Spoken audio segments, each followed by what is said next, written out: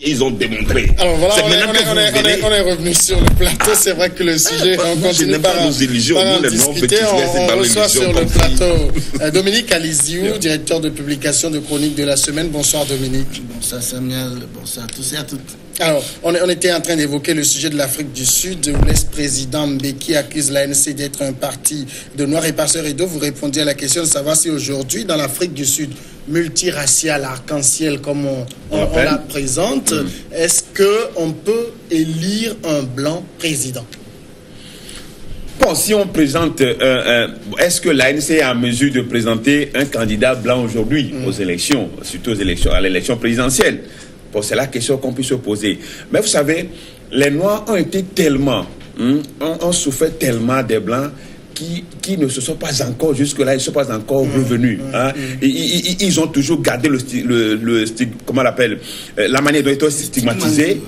Donc, ils ont toujours gardé ça et c'est difficile.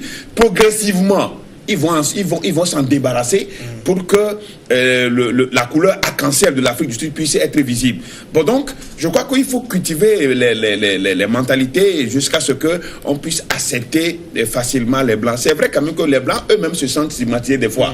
Enfin, pas des fois, à tous égards. Bon, donc, il va falloir quand même que la réconciliation, ils sont déjà dans cette logique de réconciliation, mais nous estimons quand même que les Blancs ont beaucoup apporté. Si l'Afrique du Sud a pu atteindre ce niveau de développement, c'est que les Blancs ont beaucoup apporté.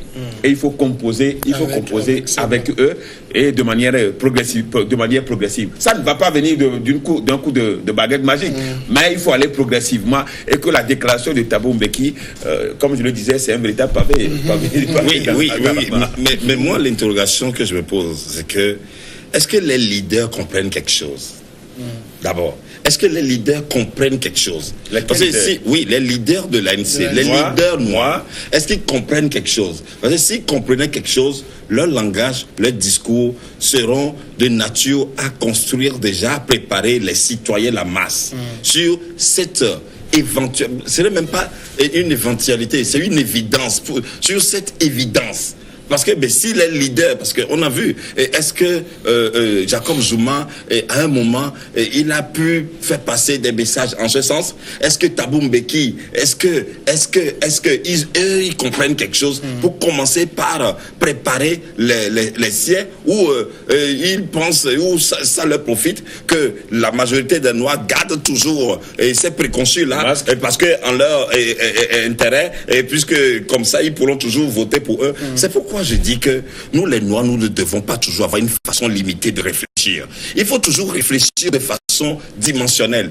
Il ne faut pas réfléchir juste et de façon partisane. Parce que si c'est bon pour l'Afrique du Sud de construire cette réconciliation avec cette éventualité que les Noirs puissent aussi comprendre que les Blancs ont beaucoup apporté pour ce pays et que les exclure n'ira pas dans l'intérêt du pays. Personne ne les exclut.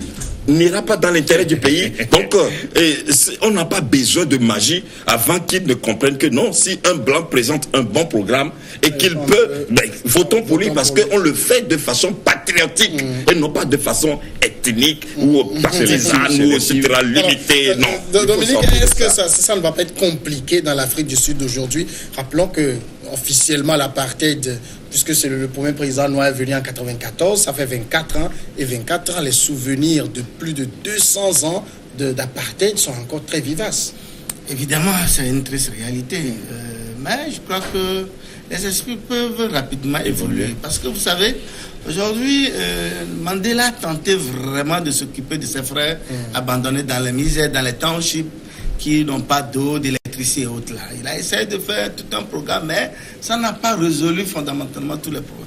Mbeki est venu, lui aussi, il a tenté. Mais malheureusement, quand Jacob Zuma est venu, il a préféré utiliser 16 millions de dollars pour rénover sa maison. Et à côté, ses frères sont dans des townships, n'ont pas d'eau, n'ont pas d'électricité, n'ont pas du boulot. Voilà des choses qui peuvent révolter. Les Noirs qui disaient, mais nos propres frères sont au pouvoir, mais nous n'avons rien. Mais ils sont venus, ils s'enrichissent, et finalement, nous sommes plus malheureux que donc. Vous savez, ça peut amener les mentalités à évoluer, à se dire, mais si un Blanc nous promet, nous rassure, Mais qu'est-ce que l'on veut? En fait, c'est son bien-être. Et donc, ce n'est pas parce que tu es blanc ou noir ou bleu qui cause problème. Mais si, à un certain moment, les Noirs se rendent compte que leur propre frère, au devant du pouvoir, les méprisent, ne les regardent, ne résout pas leurs problèmes, les abandonnent, mais ils vont se tourner vers le blanc pour voir si lui, il peut au moins s'occuper de son quotidien. Donc voilà le schéma qui est. Mais pour le moment, c'est d'ailleurs pourquoi aujourd'hui, si vous prenez le parti de l'opposition, l'Alliance démocratique, c'est un blanc qui était à la tête de ce parti. Mais très vite, ils ont compris que non, bon, les gens vont mal prendre, les gens ne comprennent pas, mais ils ont poussé un nègre devant. Ok, et actuellement, ça prend ce parti, ça prend de l'ampleur. Actuellement, vous prenez par exemple le parti de Julius Malema, qui était très proche de Jacob Zuma. Aujourd'hui, lui aussi, il est en train de faire son petit bonhomme de chemin. Et ça a impact véritablement sur l'électorat de l'ANC. Parce que l'ANC, à un certain moment, s'est dit que bon, avec le terrain conquis.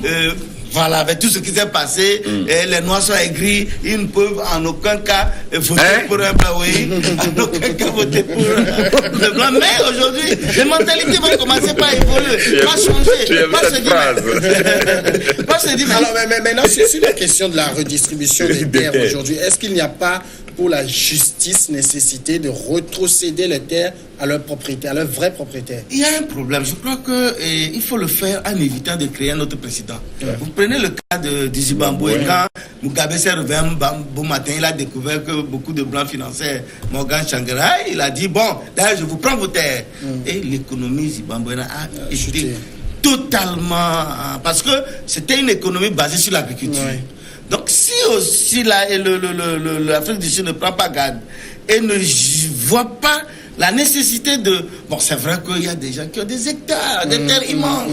Pourquoi pas ne pas prendre une partie également pour donner aux Noirs? Voilà. Mais de l'autre côté, il faut s'assurer que... Il faut éviter de faire une politique qui peut créer un autre précédent dangereux. C'est celui donc de retirer ces terres aux Blancs et remettre à des gens qui n'ont que la rouée coupe-coupe. Qu'est-ce que, dans une agriculture industrielle, qu'est-ce qu'une rouée coupe-coupe peut faire à cet effet? Rien. Donc, peut-être que le gouvernement veut mettre des moyens pour mettre même si on doit mettre des moyens pour relever le niveau de les Africanais ne se retrouvent qu'en Afrique du Sud. Ils n'ont plus de pays d'attache. Donc, on ne peut pas créer un autre problème et en essayant de leur retirer des terres comme si ils n'avaient pas droit. Non, c'est vrai que je les avais présentés dans des conditions pas trop. On estime qu'il y aura une logique quand même de procéder. On peut aussi être dans une sorte de logique, c'est-à-dire les Noirs sont propriétaires des terres, mais les Blancs les exploitent. Non, c'est pas possible ça. Oui, de toute façon, c'est une manière de louer, de location, de louer des terres. Bon, le métail. Les Blancs deviennent des métails. Oui, non pas des métails, mais eux, ils exploitent. Mais ils exploitent. Mais il faut qu'on se pose une question. Est-ce que, parce que moi, analysant les Blancs, ils ne font jamais rien par hasard ou de façon à peu près. Est-ce que vous êtes sûr que cette terre... Et tous ces propriétaires n'ont pas des titres, ne les détiennent pas légalement, ou ce n'est pas juste un coup de décision d'un président, et où ça ressemblerait à de l'arbitraire qui risque de créer des précédents et dont les conséquences, parce que il n'y a pas de l'arbitraire, il faut le voir en ce sens que on ne peut pas continuer, ça ne peut pas justifier qu'ils gardent tout. Et que 10% de population, 80% de terres. Il faut que cela se fasse dans une certaine condition de façon. C'est tout ce que nous souhaitons, pour que ça ne crée pas d'antécédents fâcheux. Et puis quand vous voyez des gens qui ont des terres immenses, est-ce qu'ils arrivent à exploiter tout ça là? Ça aussi. Je crois qu'en tout temps, Mandela avait tenté quelque chose, c'était de permettre à ces Blancs de retraiter une partie de leur terre aux Blancs, aux Noirs, qui l'exploitent et leurs produits sont achetés, par exemple, pour les vignes. Voilà. Donc, les produits sont achetés par les Blancs Mais je crois que ça n'a pas tellement marché et qu'il faut maintenant penser à un autre schéma plus souple qui puisse vraiment... Et plus porteur surtout. Rassurer les uns les autres pour que le pays vraiment marche dans cette dynamique. Et n'oublions pas que de tout temps, le ministre de l'économie est blanc. C'est tout récemment que quelque part, les Noirs aussi ont compris que c'est les banques qui détiennent l'économie, la stratégie.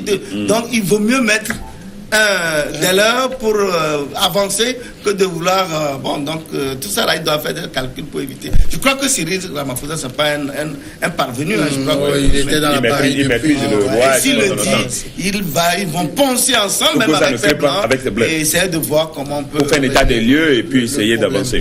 D'accord, on passe au second sujet maintenant, c'est le Burkina Faso avec la prolifération des attaques terroristes. 8 soldats ont été tués mercredi dans une nouvelle explosion d'une mine artisanale dans le nord, 2 jours après la mort de 3 gendarmes et l'enlèvement de 2 expatriés et leur chauffeur.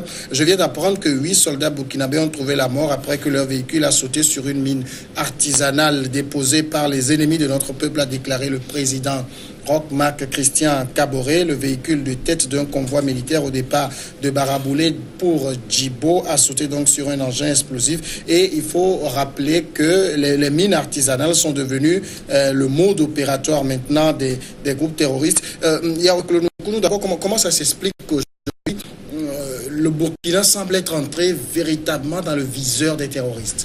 Alors bien, moi je me pose une question.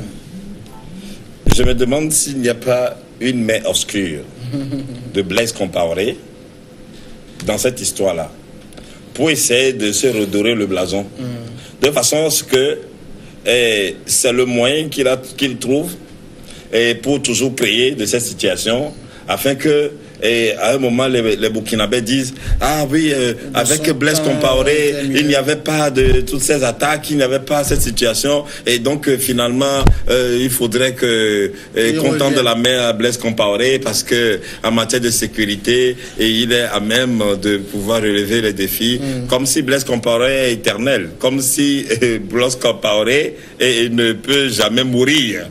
Et comme si avec la mort de Blaise Compaoré, le Burkina n'existerait plus. Et moi je pense que quelle que soit cette main obscure, cette main noire, qui puisse, et ça c'est clair, qui opère, c'est inutile. C'est inutile. Nous ne devons pas toujours nous éterniser, nous embrigader toujours dans des moyens obscurs qui puissent nous apporter des intérêts éphémères, des intérêts inutiles, égoïstes. Il faut permettre à nos pays africains d'aller de l'avant. Et aller de l'avant, c'est d'avoir toujours une façon innovante de réfléchir. C'est d'avoir une vision, d'avoir un amour pour son pays et partager les conditions des populations et contribuer à ce qu'il faut.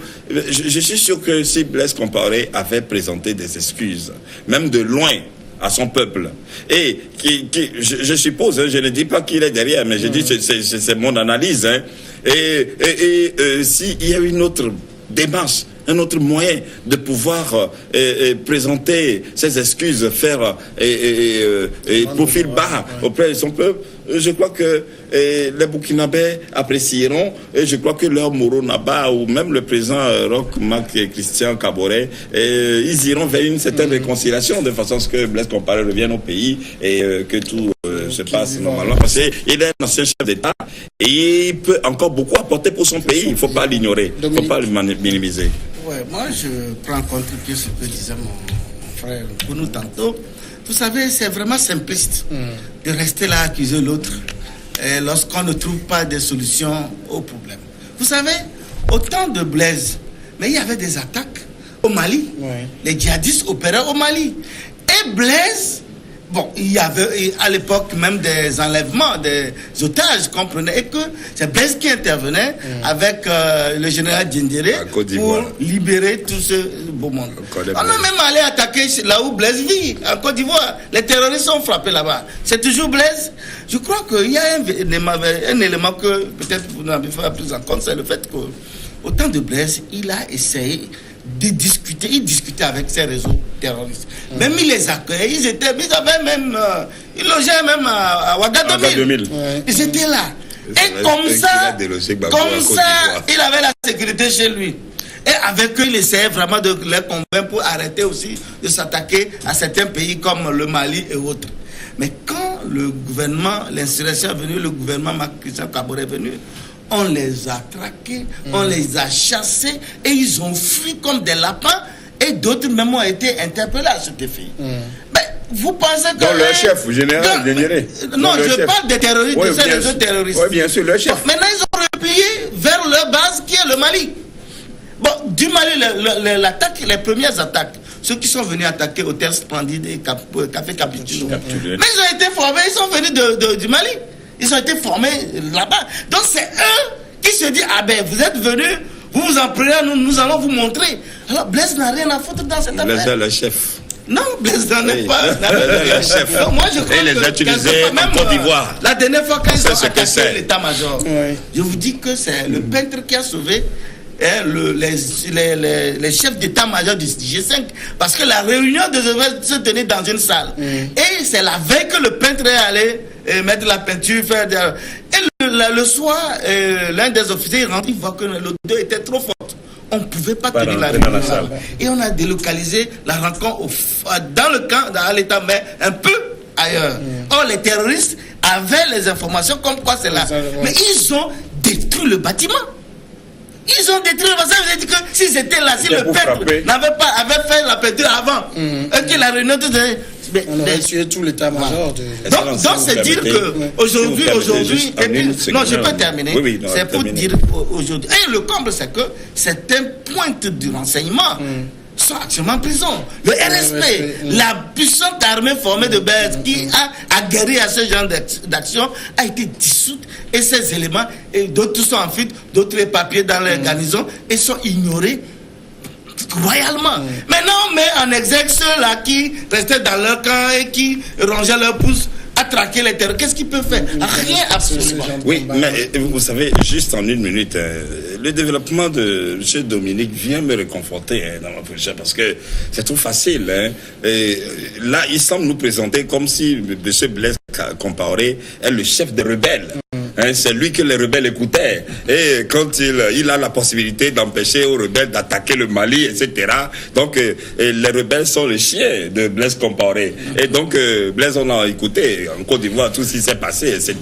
Donc, maintenant que leur chef n'est plus aux affaires. Il a attaqué donc, le pays de son hôte, là où il est. Vous savez. Il a même allé attaquer. Et soyons, oui.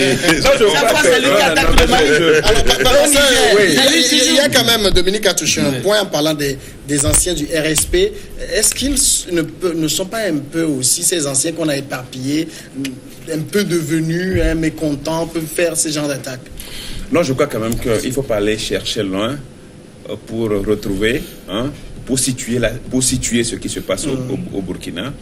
Je crois que Enukunu et Dominique se sont complétés. Parce que la sécurité du Burkina est ailleurs. Je crois que Blaise a fermé la porte et il détient la clé. D'une manière ou d'une autre, qu'on le veuille ou pas.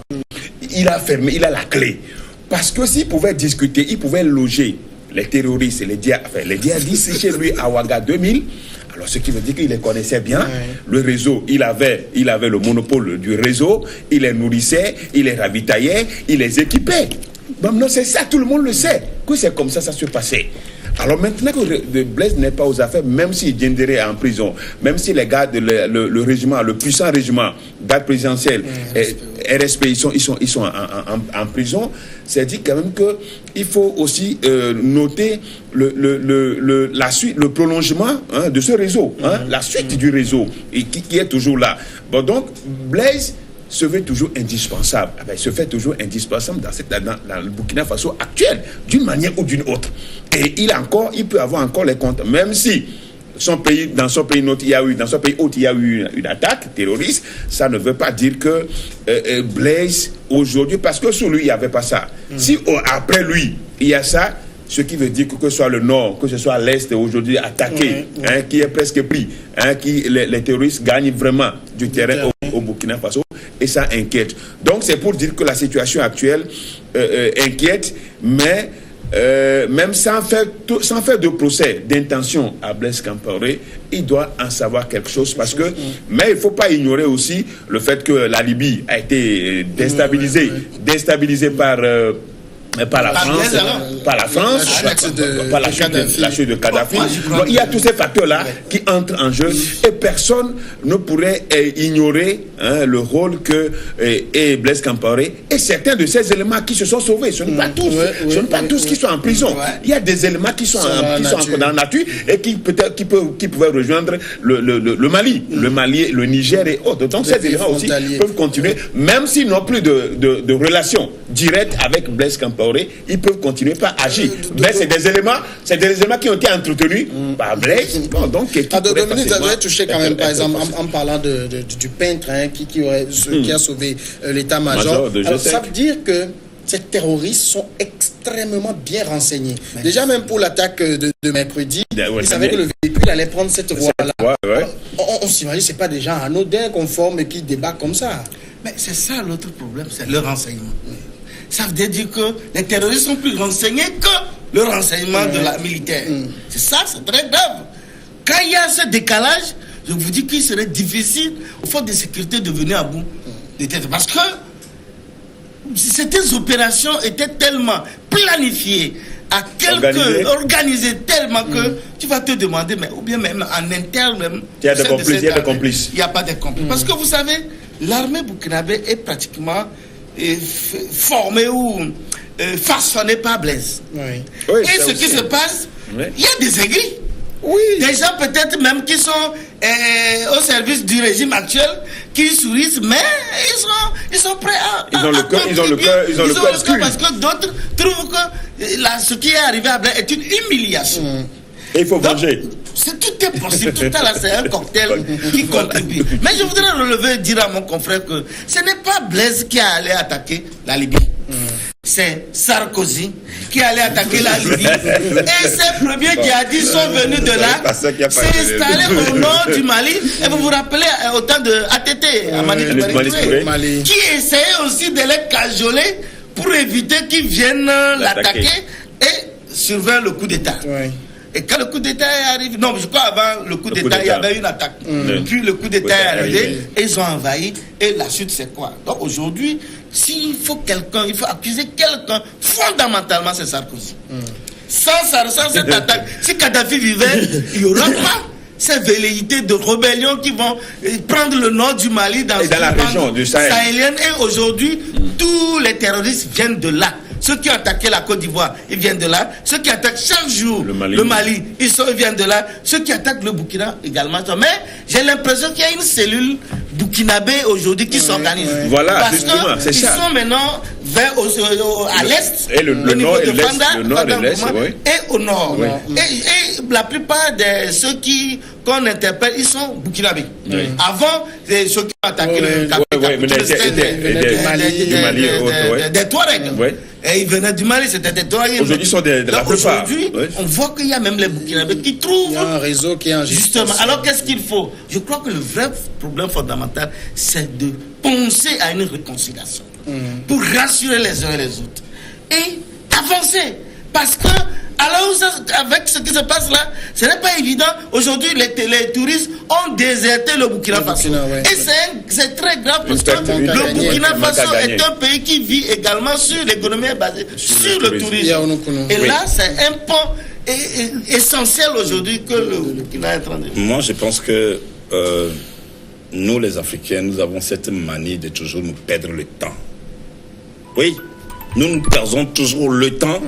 Avec ces façons, ces manières, ces pratiques, ces actions, nous perdons le temps parce que, avec tout ça, nous nous enfonçons toujours dans notre pauvreté, dans notre endettement, et on ne se soucie pas, quel que soit, malgré que des gens, nous les intellectuels, ont tellement lu des bouquins, mais ça n'aide pas à aller de l'avant. Alors moi, je pense que le président Roch Marc Christian, ce qu'il doit faire, la juste solution, le remède qu'il faut maintenant, c'est comme l'a dit M. Dominique, c'est une amnistie. Voilà. Il faut prendre le courage d'aller vers une amnistie. Mais les gens ont fait des choses. Oui. Non, vous savez, pour ramener la paix, le calme il n'y a pas plus de sacrifice que ce qu'il faut faire pour que le calme revienne. Mais si vous voulez toujours rester sur cette question de droit, etc., vous n'êtes pas prêt à sortir du calvaire maintenant. Il faut l'amnistie et il faut préparer un statut d'ancien chef d'État à M. Blaise Compaoré. Une chose qui est ivoirien. Tu l'as oublié. C'est ça la connerie. Vous savez, oui. Est-ce qu'un pays est fermé à une nationalité? Mais quoi qu'il en soit. Mais pourquoi? Non, mais n'importe qui. Non, mais pourquoi est-ce que change de nationalité? Pourquoi est-ce que nous voulons toujours faire semblant? Pourquoi? Blaise Compaoré, l'histoire burkinabé retient Blaise Compaoré. Cet homme a dirigé ce pays pendant longtemps. Donc, quand on parle de changement de tout ça, on sait que c'est des trucs. Bon, eux aussi, c'est de l'enfantillage ce qu'ils avaient fait. C'est de l'enfantillage. Il a même voté en bon, c'est de l'enfantillage. Il faut aller vers une amnistie et préparer un bon statut d'ancien chef d'État. Blaise Compaoré peut librement revenir au pays. Le gouvernement burkinabé peut essayer de stimuler une certaine forme de justice. On a vu comme en France, combien de fois Sarkozy ou Jacques Chirac n'a pas été interpellé devant la justice, mais par après, il est jamais en prison. Alors, copions des Blancs. Ils nous donnent toujours de bons exemples. Il y a quand même une question qui demeure. Pourquoi le Burkina? C'est-à-dire, qu'est-ce que ces terroristes veulent prouver? Alors, qu'est-ce qu'ils veulent prouver? On l'a déjà dit. Qu'est-ce qu'ils veulent prouver? Si on prend le Mali, par exemple, on comprend peut-être qu'au nord, au centre, il y a beaucoup de richesses. Il faut déstabiliser pour exploiter. La Libye, mais le Burkina, il y a quoi? Le Burkina, il faut l'acte 1 qu'il faut noter, c'est il y a l'esprit de vengeance aussi.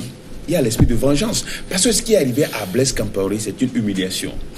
Et ses éléments, ses amis, tout ça là. C'est le peuple qui a décidé. Oui, c'est le peuple qui a décidé. Il n'y a pas une élite qui a décidé. Les gens qui le savent. Même si c'est le peuple ici.